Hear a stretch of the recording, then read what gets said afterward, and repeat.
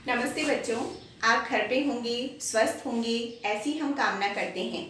कोविड-19 महामारी के चलते हुए आपकी नियमित रूप से कक्षाएं कब प्रारंभ होंगी कि इसका अभी कोई अता पता नहीं है, लेकिन हमें अपनी पढ़ाई को सुचारू रूप से जारी रखना है। इसके लिए आपको जहां से जो भी मैटर मिले हैं, चाहे वो ऑडियो के रूप में हो, वीडियो के रूप में हो या नोट्स के रूप में हो, उसे सबसे पहले आपको लिखना है और लिखने के साथ साथ उसका दोहरान भी बार बार करते रहना है ताकि बोर्ड परीक्षाओं में आपके कोई दिक्कतें नहीं आए। आज मैं इसी संदर्भ में ही सामाजिक विज्ञान के अध्याय 5 लोकतंत्र पर है वो कुछ बातें आपको बताना चाहूंगी। आप बच्चों, आप सबको पता है कि लोकतंत्र का जो शाब्दिक अर्थ होता है वो होता है जनता का शासन। ये लोकतंत्र शब्द है वो अंग्रेजी भाषा के डेमोक्रेसी से बना है, यानी अंग्रेजी में इसको क्या कहते हैं, डेमोक्रेसी कहा जाता है। और डेमोक्रेसी जो शब्द है वो ग्रीक भाषा से लिया गया है। ग्रीक भाषा के ये दो शब्दों से बना है, एक है डेमोस और दूसरा है क्रेटिया। डेमोस का मतलब होता है भीड़ और भीड़ का अर्थ यहाँ पर होता है जनता से।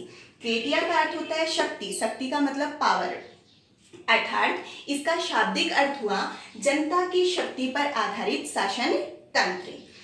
अब लोकतंत्र को कुछ अन्य नामों से भी जाना जाता है, जैसे लोक का मतलब भी जनता होता है, जन का मतलब भी जनता होता है और प्रजा का मतलब भी जनता होता है। अर्थात लोकतंत्र को अपन जनतंत्र भी कह सकते हैं और प्रजातंत्र भी कह सकते हैं। अब कुछ विद्वानों ने लोकतंत्र की ही अनेक परिभाषाएं दी हैं, जिसमें से सबसे इम्पोर्टेंट परिभाषा है वो इब्राहिम लिंकन की है, जो अमेरिका के पूर्व राष्ट्रपति थे। इन्होंने कहा था कि लोकतंत्र जनता का, जनता द्वारा और जनता में निहित शासन है। दूसरी परिभाषा है वो बंस ने दी है। इन्होंने कहा है कि लोकतंत्र एक ऐसा शब्द है जिसके अनेक अर्थ होते हैं, जैसे अभी अपन ने थोड़ी देर पहले चर्चा की थी कि लोकतंत्र को जनतंत्र भी कह सकते हैं और प्रजातंत्र भी कह सकते हैं।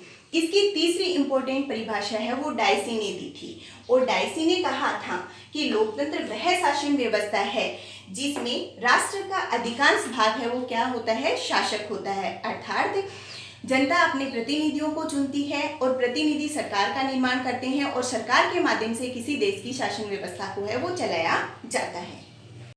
लोकतंत्र की परिभाषाओं के बाद में अपन लोकतंत्र के विभिन्न रूपों पर चर्चा करेंगे। लोकतंत्र को है वो 4 पार्टों में विभाजित किया गया है। नंबर 1 राजनीतिक लोकतंत्र, नंबर 2 सामाजिक लोकतंत्र, नंबर 3 आर्थिक लोकतंत्र और नंबर 4 नैतिक लोकतंत्र। सबसे पहले अपन राजनीतिक लोकतंत्र की बात करते हैं। राजनीतिक लोकतंत्र है वह उदारवादी संविधानवाद पर ही आधारित है, जिसमें प्रभुसत्ता है वो जनता में निवास करती है। दूसरा है सामाजिक लोकतंत्र। सामाजिक लोकतंत्र है वो सामाजिक समता की भावना पर आधारित है। इसके बारे में हेंडसा ने कहा था कि समाज में सभी व्यक्तियों को समान अधिकार देने चाहिए ताकि समाज का सर्वांगीण विकास हो सके।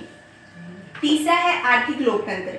आर्थिक लोकतंत्र है वो कल्याणकारी राज्य की भावना में ही विश्वास करता है, और इस कल्याणकारी राज्य की भावना का विचार है वो सबसे पहले मार्क्सवादी और समाजवादी विचारकों ने प्रस्तुत किया था। उन्होंने कहा था कि राज्य है वो लोक कल्याणकारी सिद्धांत पर आधारित होना चाहिए, जिसमें सभी व्यक्तियों को समान अधिकार मिल सके, समान कार्य के लिए उनको समान वेतन मिल सके। चौथा है नैतिक लोकतंत्र। नैतिक लोकतंत्र की जो अवधारणा है वो 1789 की फ्रांसीसी क्रांति से ली गई है, जिसमें स्वतंत्रता, समानता और भाईचारे की भावना पर बल दिया गया है। यह आध्यात्मिक मूल्यों पर सबसे ज्यादा बल देता है। जिस व्यक्ति का नैतिक विकास अच्छा होगा वहां का नैतिक लोकतंत्र भी अच्छा होगा। इसके बाद में जो राजनीतिक लोकतंत्र है उस राजनीतिक लोकतंत्र को 2 भागों में विभाजित किया गया है, एक प्रत्यक्ष लोकतंत्र और दूसरा अप्रत्यक्ष लोकतंत्र। अप्रत्यक्ष लोकतंत्र है उसको प्रतिनिधि लोकतंत्र भी कहा जाता है। प्रत्यक्ष लोकतंत्र में ही जनता स्वयं है वो सरकार का चुनाव करती है और उसके माध्यम से शासन व्यवस्था को चलाया जाता है। प्रत्यक्ष लोकतंत्र उन राज्यों में सफल है जिनकी जनसंख्या कम होती है। इसका सबसे अच्छा उदाहरण है वो स्विट्जरलैंड है। दूसरा है अप्रत्यक्ष या प्रतिनिधि लोकतंत्र।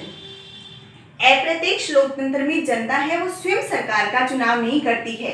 जनता पहले अपने प्रतिनिधियों को चुनती है और वो प्रतिनिधि है उसके बाद में सरकार का निर्माण करते हैं और वो सरकार किसी देश की शासन व्यवस्था को चलाती है। अप्रत्यक्ष जो लोकतंत्र है उसका सबसे अच्छा उदाहरण है वो ब्रिटेन है और ब्रिटेन को ही इंग्लैंड बोला जाता है। इसके बाद में अप्रत्यक्ष लोकतंत्र है उसको भी दो भागों में ही डिवाइड किया गया है। एक संसदीय लोकतंत्र होता है और दूसरा अध्यक्षात्मक लोकतंत्र होता है। प्रत्यक्ष लोकतंत्र के बाद में अपन बात करते हैं अप्रत्यक्ष लोकतंत्र की। अप्रत्यक्ष लोकतंत्र है उसको प्रतिनिधि लोकतंत्र भी कहते हैं। इस अप्रत्यक्ष लोकतंत्र के हैं वो दो प्रकार होते हैं, एक तो संसदीय लोकतंत्र होता है और एक अध्यक्षात्मक लोकतंत्र होता है। संसदीय लोकतंत्र में ही कार्यपालिका अपनी संवैधानिक जो वैधता है वो संसद से प्राप्त करती है, अर्थात जो कार्यपालिका होती है वो संसद के प्रति उत्तरदायी होती है। और संसदीय लोकतंत्र का सबसे अच्छा उदाहरण अपना भारत देश है। अपने भारत देश में ही शासन व्यवस्था को चलाने के लिए जिस प्रणाली को अपनाया गया है वो संसदीय लोकतंत्र है, उसको अपनाया गया है। दूसरा इसका प्रकार है वो अध्यक्षात्मक लोकतंत्र है। अध्यक्षात्मक लोकतंत्र में है राज्य और केंद्र की सरकार एक होती है। इसमें है कार्यपालिका वो संसद के प्रति उत्तरदायी नहीं होती है, बल्कि कार्यपालिका अपने कार्य है स्वयं अपने निर्णय से करती है। और इसका सबसे अच्छा उदाहरण है वो है अमेरिका। इसके बाद में इस पार्ट में लोकतंत्र से संबंधित दो पुस्तकें हैं, उनका नाम दिया गया है जो इम्पोर्टेंट है। पहली पुस्तक है वो दी गई है वो है दी पॉलिटिकल पार्टीज। इसके जो लेखक थे वो थे रॉबर्ट मिचेलस। ये इम्पोर्टेंट बुक है, कई बार है वो एग्जाम में पूछी गई है। दूसरी जो बुक्स है उसका नाम है दी रूलिंग क्लास। ये पुस्तक है वो लिखी थी मॉस्को ने। आज के लिए सिर्फ मैं इतना ही बताऊंगी। अब आगे आपको 5 या 6 दिन के अंदर ही लोकतंत्र के जो विभिन्न सिद्धांत हैं उनकी रीडिंग लगानी है, उसके गुण, उनके दोष और दोषों के साथ साथ में उसकी विशेषताएं भी दी हुई हैं।